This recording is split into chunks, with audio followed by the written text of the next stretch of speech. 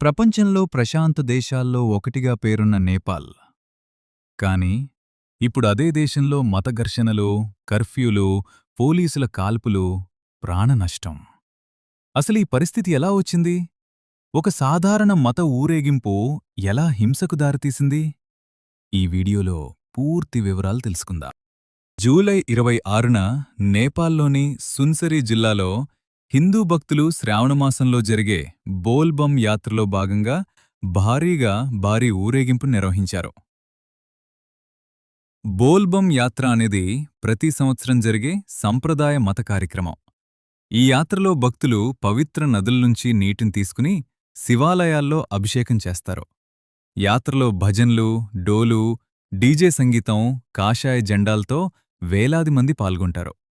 ఈ ఏడాది కూడా అదేవిధంగా ఊరేగింపు ప్రారంభమైంది. ఒక ముస్లిం జనాభా ఎక్కువగా ఉన్న ప్రాంతానికి చేరుకున్నప్పుడు ఉద్రిక్త పరిస్థితి ఏర్పడింది. అధికారిక నివేదికల ప్రకారం పెద్ద శబ్దంతో సంగీతం, మత జెండాల అంశంపై 2 వర్గాల మధ్య వాగ్వాదం జరిగింది. కొద్దిసేపటికే రాళ్లు రువ్వడం ప్రారంభమైంది. ఆ తర్వాత పరిస్థితి అదుపు తప్పింది. కొన్ని వాహనాలు ధ్వంసమయ్యాయి.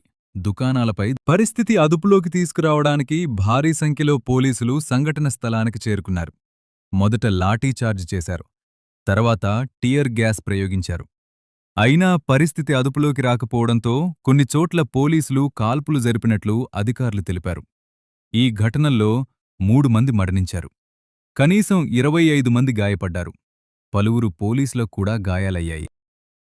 ప్రభుత్వం తీసుకున్న చర్యలు హింస మరింత వ్యాపించకుండా ఉండేందుకు సున్సరి సహా పలు ప్రాంతాల్లో కర్ఫ్యూ విధించారు. ఇంటర్నెట్ సేవలపై కూడా కొన్ని పరిమితులు విధించారు. అదనపు భద్రతా బలగాలను మోహరించారు. అలాగే ఘటనపై పూర్తి దర్యాప్తు జరుగుతోందని ప్రభుత్వం వెల్లడించింది. అక్కడి పరిస్థితి ఎలా మారుతుందో రాబోయే రోజుల్లో మరింత స్పష్టత రానుంది. ఈ ఫ్యాక్ట్ మీకు కొత్తగా అనిపించిందా? అయితే లైక్ చేయండి, షేర్ చేయండి.